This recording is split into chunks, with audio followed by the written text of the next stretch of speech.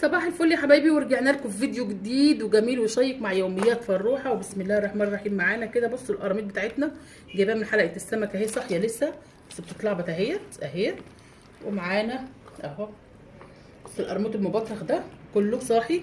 ودي سمكه قشر بياض اهي جميله اهيت. ودي سمك جبنا البور اللي هو الصغير، وجبنا البور الكبير اهو. ونجيب القرموط ده كده اهو على كده، وجبنا كمان البوري الكبير جبنا البوري الكبير اهو للتخليل. هنعمله فسيخ، ده هنعمله فسيخ. وده اللي هو الصينيه الصغير ده الشوي.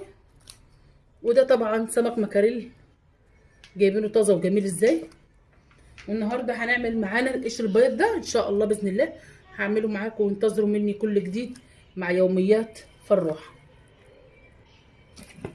ما تنسوش بقى تفعيل الجرس ولايك وشير عشان يوصل لكم كل جديد مع يوميات فروحه.